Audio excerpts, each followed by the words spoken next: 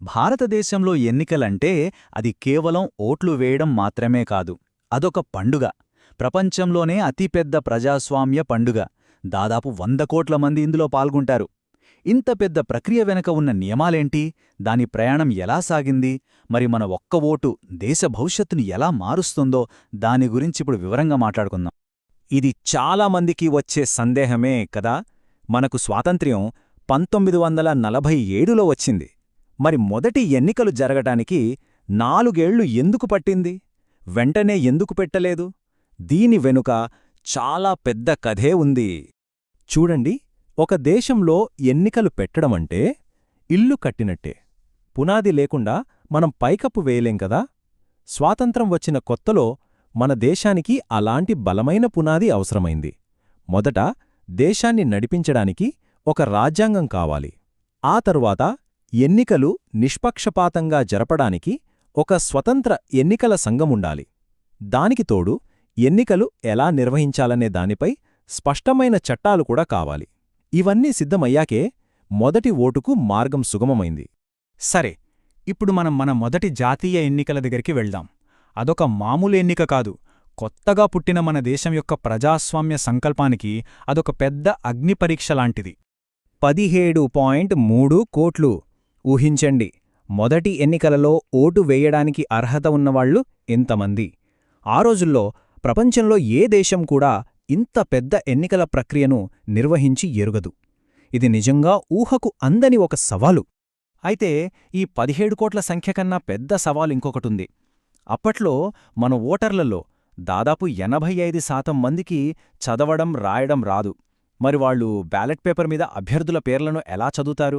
ఈ సమస్యకు పరిష్కారంగానే పార్టీ చిహ్నాలు అనే అద్భుతమైన ఆలోచన వచ్చింది. ప్రజలు తేలిగ్గా గుర్తుపట్టేలా గుర్తులను బ్యాలెట్ పేపర్ల మీద ముద్రించారు. ఇక్కడే భారతదేశం ప్రపంచానికి ఒక కొత్త దారి చూపించింది.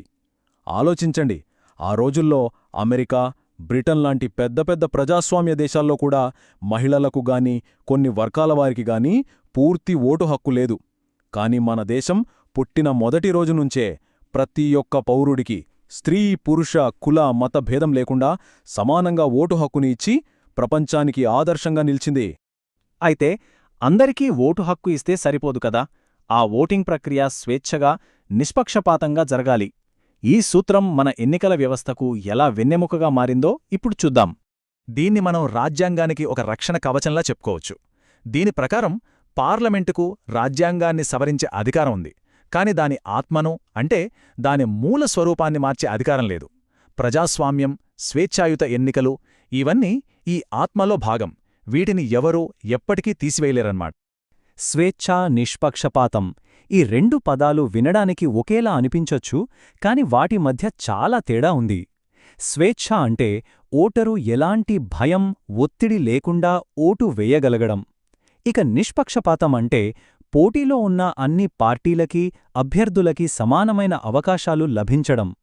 ఈ స్లైడ్ ఆ తేడాను చాలా స్పష్టంగా వివరిస్తుంది. ఈ సూత్రం కేవలం పుస్తకాల్లోనే మాట కాదు. 1975లో అలహాబాద్ హైకోర్టు ఒక చరిత్రాత్మక తీర్పు ఇచ్చింది.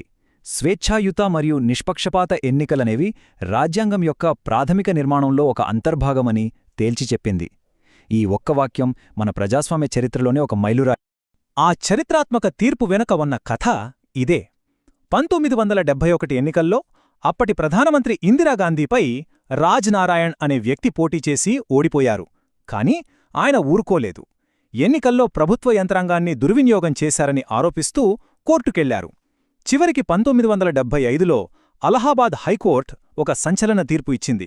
సాక్షాత్తూ దేశ ప్రధాని ఎన్నిక చెల్లదని ప్రకటించింది.